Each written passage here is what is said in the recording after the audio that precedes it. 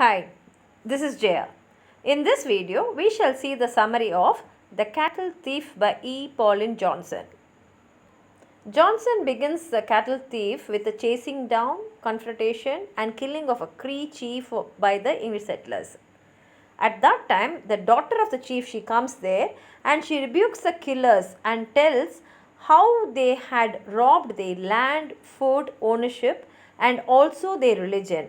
This poem was originally published in the White Wappum, and here Johnson presents a scenario where the native chief is murdered by the English settlers, and in reality this person was not robbing, he was only trying to protect his people from the oppressive tendencies of the settlers.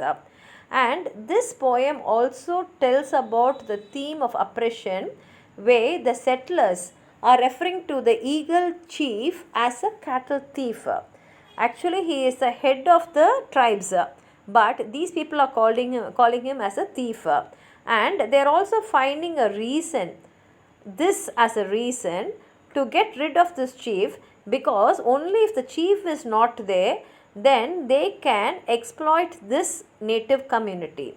And after murdering the eagle chief, his daughter comes there and she questions the settlers about their motives. And as she is asking questions to the settlers, the readers understand the atrocities that these settlers have committed against the indigenous community.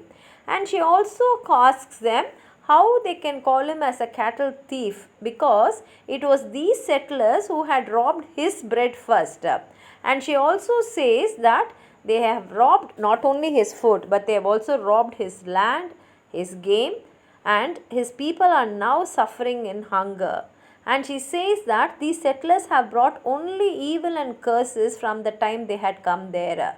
And this statement alone shows the pain and the extreme oppression that the settlers have caused to the native people. And now she says that they should go back and give back their peace which was in plenty, and even the land and the animals which were there were plenty before they could come. Moreover, this theme was also about good versus evil, and that is told throughout the poem. And we understand that settlers have really exploited the native people, and they have also looked at the eagle chief as a thief, and they have insisted that these people were the criminals, that is the native people were the criminals, whereas in reality the colonizers are the ones who have stolen their land. And the detailed description about this eagle chief is beautifully given, and how he is killed as a criminal, and how he has been blamed for some evil acts, whereas he was only protecting his people and trying to feed his people. Now the daughter of this chief, she comes to the settlers, and when she is questioning them, she reveals how these people have gone against her own people, that is the native people, and how the English settlers have introduced Christianity, but in reality they themselves were not practicing what was said in their religion. And after they had accused the eagle chief of stealing their cattle, this Indian lady tells the settlers, when you pay for the land you live in, we will pay for the meat we eat. So she makes them realize that they are the people who have come from outside, and they are stealing from them from their land. And another thing is, the poem also reveals that this eagle chief was a valuable treasure, and it was after him that they were pursuing. And this itself shows the position, power and influence of this leader on his community. And it also says that the settlers were galloping hard and fast looking for the eagle chief. And this itself shows that they want to somehow target and convict him of the crimes which he has not really committed. And the settlers also describe the chief as a fearless Indian who usually rode like a hurricane. This itself shows the magnanimity of this chief. And Johnson also says that the settlers cursed like a troop of demons after they had failed to catch the eagle chief. This shows how the eagle chief was very powerful and how he was very intelligent. And these people were trying very hard to catch him, but they were not able to catch him. And they had actually trying to undermine the Eagle Chief's authority by portraying him as a thief and as an enemy of the land. And in the end, the poem highlights how the indigenous community suffered in the hands of settlers because the settlers were actually exploiting them, and the Indian lady stands up to the settlers and accuses them of stealing their land and killing their game. And finally, now the native people were suffering in hunger and of lack of peace. Now we will read the poem and we will see exactly what Johnson is trying to say in this poem. Johnson starts the poem directly. He says, they were coming across the prairie. Now here they refers to the English settlers. Prairie means grassland. They were coming across the grassland. They were galloping hard and fast, and they were galloping means they were riding on a horse, and they were coming hard and fast. For the eyes of those desperate riders had sighted their man at last. And why they were coming hard and fast is because these riders, who were desperate riders, have now found the man whom they were searching for. Sighted him off to eastward where the Cree encampment lay. Cree is one group of tribes, and where they have found this man is in the eastward side where the Cree tribes were living. Where the cottonwoods fringed the river miles and miles away. It was a large, vast land where there was a river running by, and there was also a forest, a cotton forest, and the land was running over miles and miles. So it is a very vast land. Mistake him? Never mistake him, the famous Eagle Chief. Now they are very sure that they have seen the cattle chief, whom they call as cattle chief, but actually he is the Eagle Chief, that is the chief of these tribes, and they can never mistake him because he can stand out in a crowd. He is such a magnanimous person. That terror to all the settlers, and all these days he has been a terror to these settlers, that is the English settlers, that desperate cattle thief. And they always call him as a desperate cattle thief, but he is the chief of the tribe. That monstrous, fearless Indian who lorded it over the plain, and what they tell is they call him a monster, and they say that he is a fearless Indian and he was the lord to everyone who lives in that plain, who thieved and raided and scouted, who rode like a hurricane.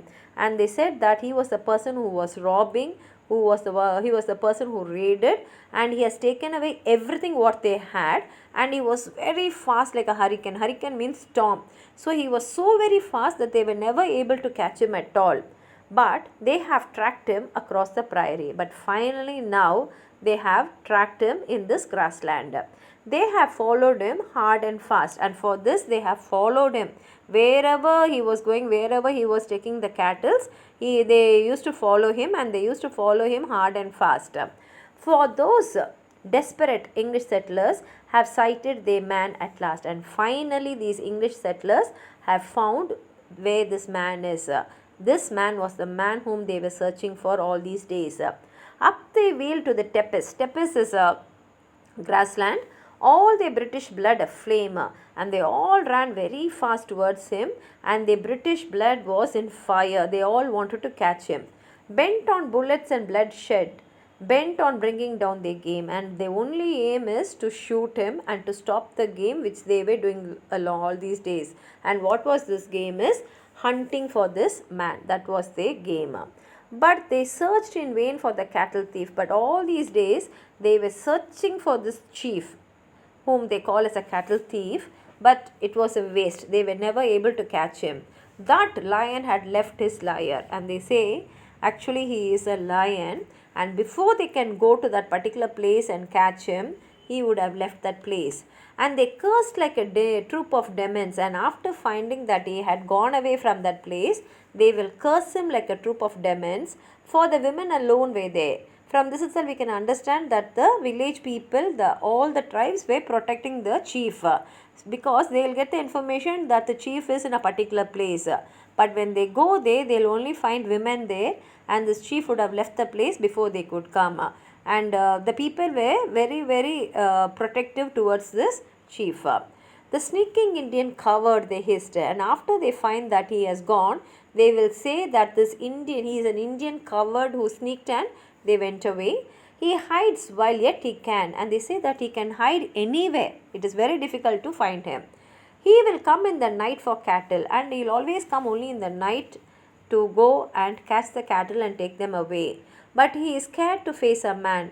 But at the same time, not one man has seen him. No one has seen him. He'll come, he will rob the cattle, and he will go away.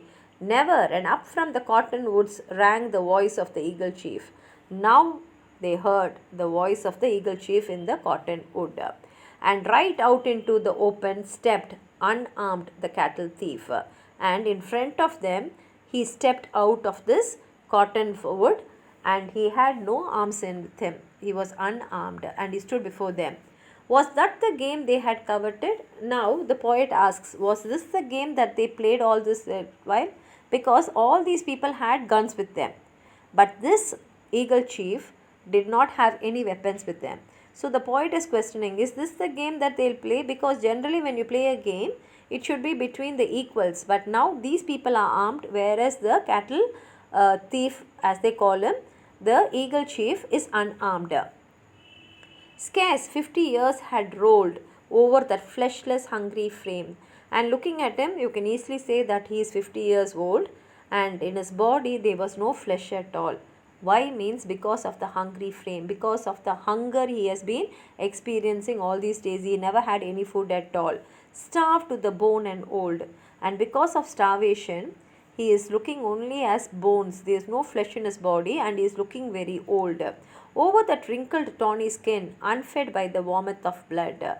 And his skin was wrinkled and tawny, and there was nothing in his body. Because of hunger, he has lost all the flesh in his body. Over those hungry hollow eyes that glared for the sight of food, and his eyes were hollow, and they were hungry, and they were looking out for food, whether there is any food anywhere, so that he can feed himself up. He turned like a hunted lion, but even then he looked like a hunted lion. I know not fear, said he. And he said, I don't know what is fear. I will never fear anyone. And the words outleapt from his shrunken lips in the language of the Cree. And even this he said in his own language, that is the language of the Cree. And his lips were shrunken because they have not tasted food for a long time. I will fight you, whiteskins, one by one, till I kill you all, he said. And what he said in his language is, I will fight all of you, whiteskins, meaning the English settlers, one by one, till I kill you all, he said. He said that I will kill all of you. I will not leave any one of you. But the thread was scarcely uttered ere a dozen balls of lead whisked through the air about him like a shower of metal rain.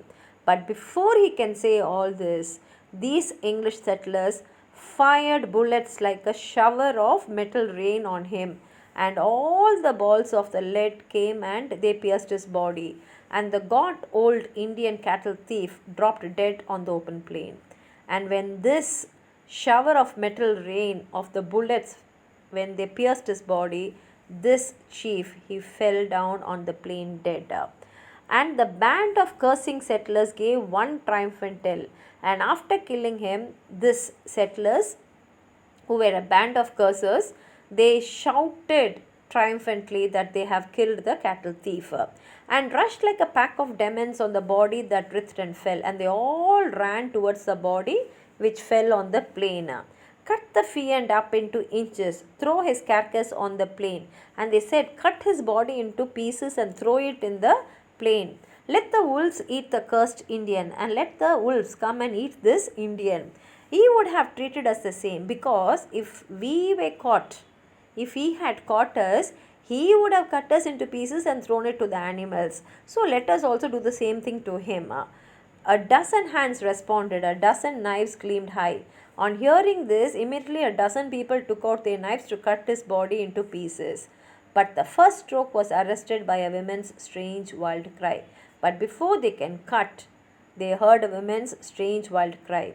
And out into the open, with a courage past belief, she dashed and spread her blanket over the corpse of the cattle thief. And in the open grassland, with a courage which they can never imagine from a woman, she dashed and she took her blanket and she spread it over the dead body of the cattle thief. And the words outleapt from her shrunken lips in the language of the Cree. And then she started speaking, and even her lips were shrunken, showing that she was also suffering from starvation, and she spoke in the language of the Cree. So we can understand that this woman is also an Indian woman. If you mean to touch that body, you must cut your way through me. She said, if you want to touch that body, you must first kill me. Then only I will allow you to touch that body. And that band of cursing settlers dropped backward one by one. And the way she said it made the English settlers to back off from where they were standing. For they knew that an Indian woman roused was a woman to let alone.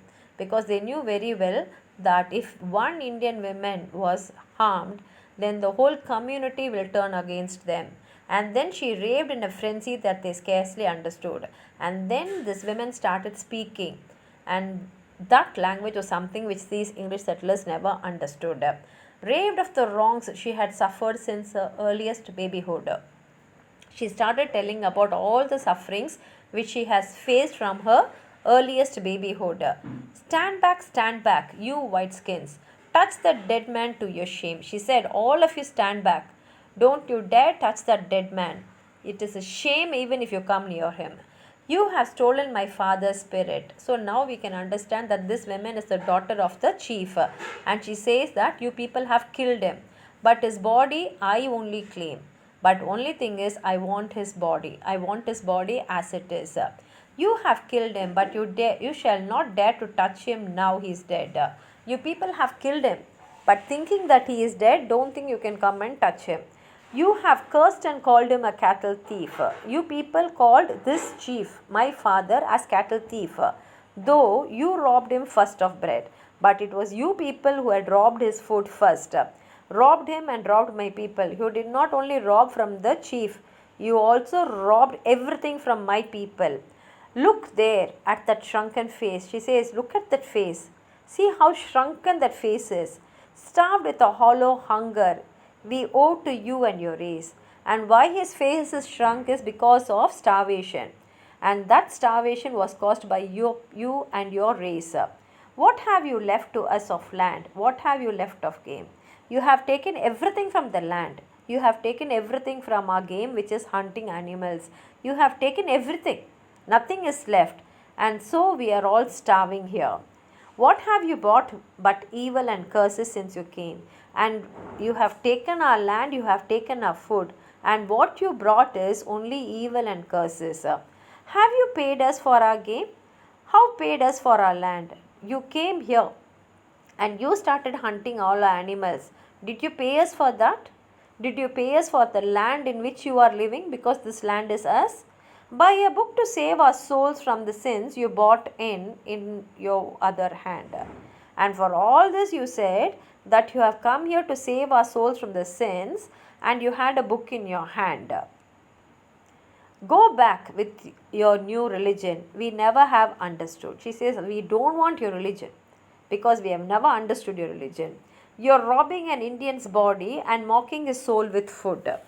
Because you people are preaching one thing, but you yourself are not following that.